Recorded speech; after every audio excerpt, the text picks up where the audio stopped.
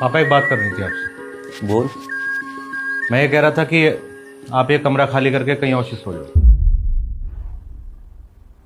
क्यों? क्योंकि मैंने और प्रिया ने डिसाइड किया है कि हम इस कमरे को परमानेंट गेस्ट रूम बना दें। क्योंकि कभी भी कोई रिश्तेदार या फिर कोई गेस्ट आता है तो उठने बैठने और रहने रुकने में बहुत परेशानी हो जाती है उसको। बेटा कैसी परेशानी? मैं तो एडजस्ट करता ही हूँ ना। अगर घर में कोई मेहमान आ जाते हैं तो कभी मैं बाहर सोफे पर जाकर सो जाता हूँ या फिर इधर उधर कहीं चटाई बिछा लेता हूँ। आप बात नहीं समझ रहे। बेटा मैं सब समझ रहा हूँ, शायद तू ही मुझे साफ साफ समझा नहीं पा रहा। आप साफ साफ सुनना चाहते हो ना बाबूजी? तो सुनो, मेरे जितने भी रिलेटिव्स आते हैं वो सारे के सारे यंग हैं और उन्हें आपके साथ एडजस्ट करने में प्रॉब्लम होती है। ऊपर से आपने अपने कमरे का हाल क्या बना रखा है। आपका जांघिया कहीं पड़ा रहता है, गीला तौलिया आपने कहीं डाल रखा है, गमछा कहीं फेंक रखा है और ऊपर से ये कपड़े इतने सारे। रात में उठने वाली आपकी खांसी और खर्राटे, उनसे तो भगवान बचाए। पापा सही बात तो ये है कि आप इस कमरे में रहते हैं ना, तो ये कमरा बहुत ज़्यादा गंदा रहता है। इसलिए मैंने और प्रिया ने डिसाइड किया है कि हम इसे परमानेंट गेस्ट रूम बनवा देंगे। हाँ, और मैंने ना इस रूम के लिए बहुत ही अच्छा सा एक बेड और सोफा सेट भी सेलेक्ट किया है। तुम बाहर चलोगे ना तो तुम्हें फोटो दिखाऊंगा। बेटा इस कमरे में यादें बसती हैं तेरी माँ की, पर इस कमरे के अलावा मुझे कहीं नींद नहीं आती बेटा। कोशिश करोगे तो नींद कहीं भी आ जाएगी बाबूजी, वरना मेरे पास स्लीपिंग पिल्स हैं, मैं वो दे दूंगी। माँ की यादों का क्या है पापा, वो तो पूरे घर में ही बसी हुई है। इसलिए आप अपने सामान उठाकर सर्वेंट क्वार्टर में रख दीजिए। Servant quarter? हाँ, वहीं जाना पड़ेगा आपको, क्योंकि एक रूम में मैं और प्रिया हो जाएंगे, दूसरे में हमारे बच्चे और तीसरा गेस्ट रूम बन ही जाएगा। वो रोहित, मैंने ना चावल चढ़ाया, देख के आते हो वरना जल जाएंगे। मैं भी आ ही रहा हूँ। बेटा बोलिए। मुझे कल तक का वक्त दे, सामान हटा दूंगा। ठीक है।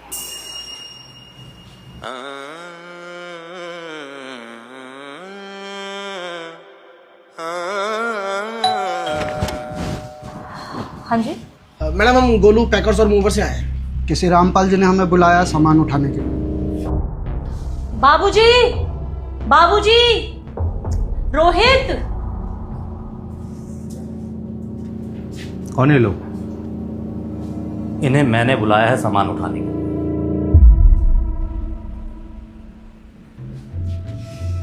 क्या पापा, आपका एक आध तो सामान है, आप मुझसे बोल देते, मैं रख देता कमरे तक। ये मेरा सामान उठाने नहीं, तुम दोनों का सामान उठाने आए।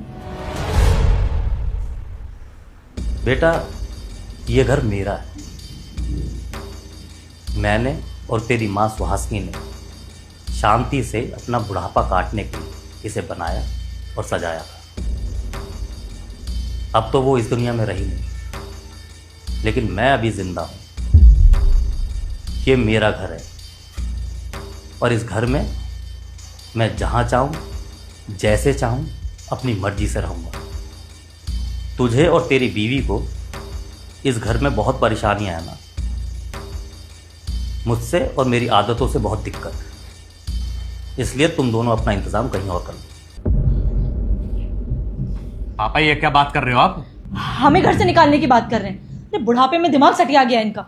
अपनी इकलौती संतान के साथ भी कोई ऐसा करता है क्या? बहू मुझे पता है कि ये मेरी इकलौती संतान है और मैं भी एक अकेली जान हूं। बदकिस्मती से इसका बाप ये मुझे मेरे ही घर में नौकर की तरह रखना चाहता है, लेकिन ऐसा होगा नहीं। ये घर मेरी कमाई हुई संपत्ति है और इसमें से एक फूटी कौड़ी भी तुम्हें दूंगा नहीं।